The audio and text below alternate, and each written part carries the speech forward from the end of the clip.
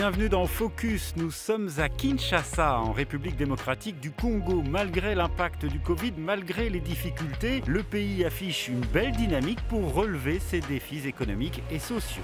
Ici au Congo, 60% de la population a moins de 20 ans. C'est tout simplement l'un des pays les plus jeunes au monde. Et depuis 1 an et demi, l'école primaire est de nouveau gratuite pour tous. Une mesure qui a permis à près de 4 millions d'enfants de retrouver le chemin de l'école. Exemple concret dans cette école où les effectifs ont été multipliés par 2. Dans cette classe, la gratuité a considérablement amélioré le quotidien et l'optimisme des enfants. Je viens à l'école, je ne paye pas, on ne me chasse pas. Et qu'est-ce que tu veux faire comme métier? Je vais être un magistrat. Ces derniers mois, l'école a dû faire face à un afflux soudain d'élèves, une situation certes parfois délicate, mais pour le responsable de l'école primaire, le bilan est très encourageant.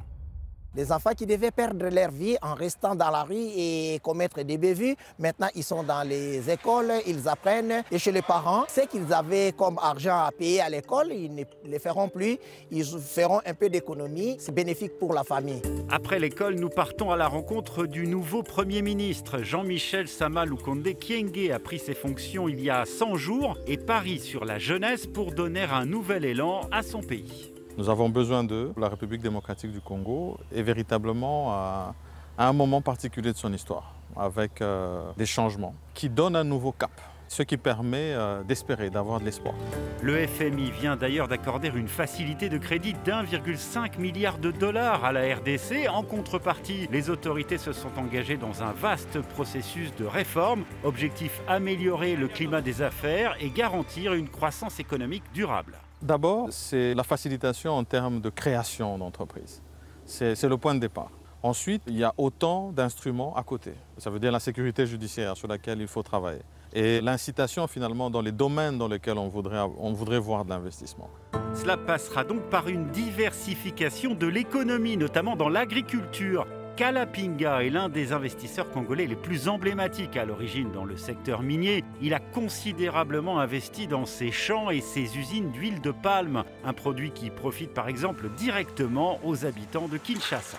Les 20 millions d'habitants sont principalement nourris avec des produits agricoles qui sont importés. Mais nous avons la terre, nous avons le climat, nous avons les gens. En tout cas, ce n'est pas la main-d'œuvre qui manque. Il y a bien sûr des défis à relever, trouver des investisseurs sur le long terme, modifier certaines règles légales ou encore développer les infrastructures. Cela dit, le pays dispose d'un atout majeur. Nous avons ce que moi je qualifie la plus belle, la plus longue et la plus grande autoroute du monde, le fleuve Congo. Autre secteur qui se développe, le numérique. Dans cette école, comme dans plus de 6000 à travers le pays, les enfants et les professeurs utilisent School App, une tablette éducative développée par une start-up congolaise. On a des interros, des exercices et au moment du confinement, on utilisait lorsqu'on restait à la maison. On peut faire des visioconférences en contact avec tous les enfants et l'enseignant, soit à l'école ou chez lui à la maison. Ça nous a permis de ne pas être en retard avec l'avancement des activités. C'était chouette. Le créateur de School App a décroché plusieurs prix internationaux pour son innovation et même vendu son concept aux Seychelles. Une petite révolution également pour la qualité de l'enseignement au Congo. Doter une école publique d'une seule tablette School App, c'est comme équiper cette école d'une bibliothèque scolaire. Et il faut préciser que cette solution peut tourner même dans une zone où il n'y a pas de réseau, où il n'y a pas d'électricité. Donc aucune zone n'est exclue. La stratégie est donc de parier sur les champions congolais, mais aussi de rendre le pays plus attractif pour des investisseurs étrangers.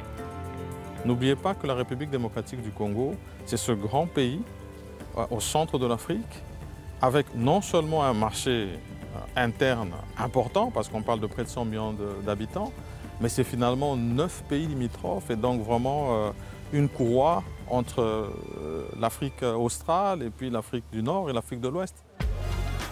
Le Congo affiche des prévisions de croissance de près de 5% pour 2021 et tous ceux que nous avons rencontrés nous ont parlé de leur même détermination à surfer sur cette nouvelle dynamique.